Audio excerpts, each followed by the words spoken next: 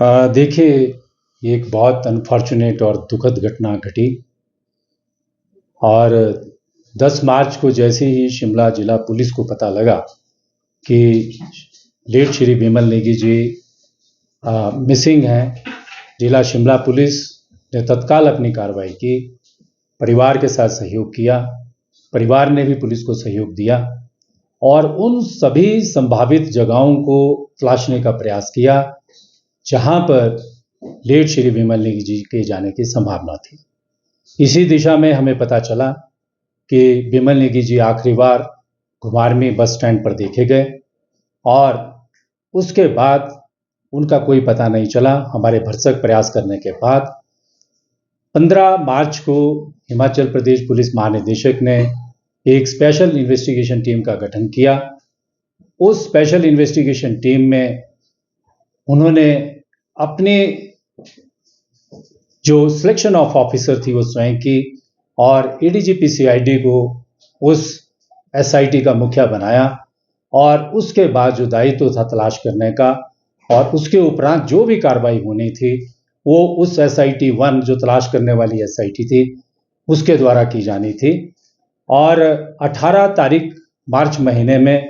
जब उनका शव बिलासपुर की गोविंद सागर झील में मिला तो जिला बिलासपुर की पुलिस एसआईटी का ये दायित्व था कि वो उचित कार्रवाई करती और जो शव विच्छेदन जिसे हम पोस्टमार्टम कहते हैं, इंक्वेस्ट रिपोर्ट करते हैं, वो उन मानदंडों पर की जानी चाहिए थी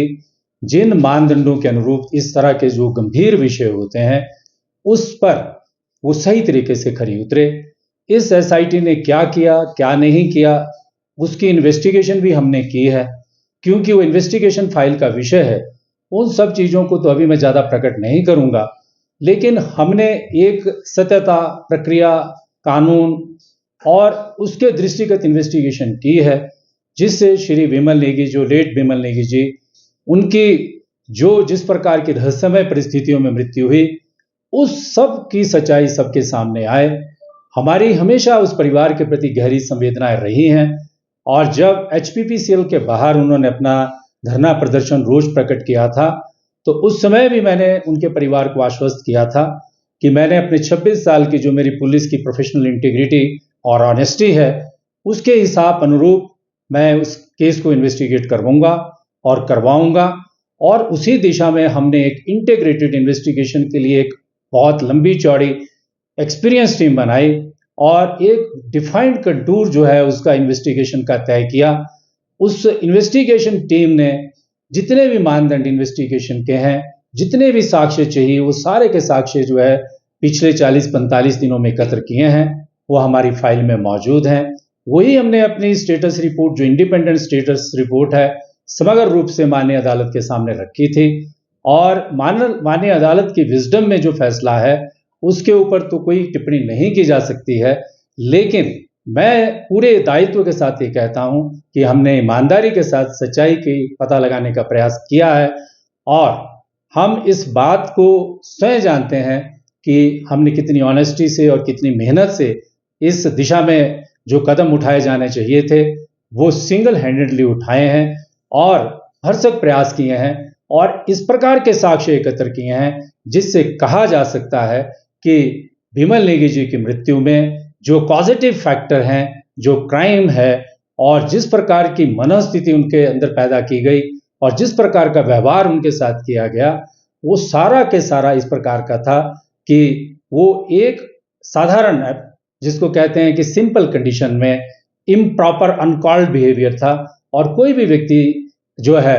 इस प्रकार की परिस्थिति में प्रोपेल हो सकता है इस प्रकार का कदम उठाने के लिए, लेकिन यही इन्वेस्टिगेशन का एक कंटूर नहीं है। इन्वेस्टिगेशन के और भी बहुत सारे पहलू हैं जिसमें कि क्राइम के और फैक्टर्स जो परिवार ने प्रकट किए थे कि उनकी हत्या भी हो सकती है, उनको पानी में फेंका भी जा सकता है, उनके साथ इस और भी कई प्रकार के अपराध हो सकते हैं। तो लेट श्री विमल नेगी जी के परिप्रेक्ष्य में हमारी टीम उन सभी चीज़ों पर भी इन्वेस्टिगेशन कर रही थी और माननीय अदालत के आने के बाद कल हमने उस इन्वेस्टिगेशन कार्य को अभी रोका है और आगे की जो रणनीति है उस दिशा में हम अभी अपना जो है वो सोच विचार कर रहे हैं, क्योंकि किसी भी इन्वेस्टिगेटिंग ऑफिसर के लिए, एक प्रोफेशनल पुलिस ऑफिसर के लिए ये बहुत बड़ा प्रोफेशनल चैनल भी होता है और साथ साथ में एक दायित्व भी होता है जिसमें हमको सिद्ध करना होता है कि उस प्रोफेशनल चैलेंज को हमने एक्सेप्ट किया और अपने in the line of duty अच्छी प्रकार से निभाया। उसी जो आप ये दलील दे रहे हैं, उन्हीं सारी दलीलों को तो अदालत ने खारिज किया है और बहुत सारे सवाल इस पर उठाए गए कि जो उन्होंने बिंदुवार कहा आपकी जांच को लेकर और जो डीजी। देखिए, मैं आपके साथ शेयर करना चाहता हूं कि जब मैं माननीय अदालत ने मुझे अनुमति दी, I am grateful that for that, अपने समक्ष जो है अपने जो इन्वेस्टिगेशन स्टेटस रिपोर्ट को लेकर के जो तथ्य प्रकट करने की, तो उस समय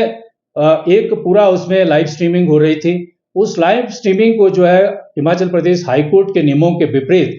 जो ऑनरेबल विधायक माननीय सुधीर शर्मा हैं, उन्होंने अपने स्वार्थ के लिए, क्योंकि जो एमएलए की खरीद फरोख्त जो मैटर है उसमें उनको इन्वेस्टिगेट किया जा रहा है, उसमें जो है वो प्रमुख मास्टरमाइंड जो है अभी तक डिटेक्ट हुए हैं, उन्होंने दुर्भावना से,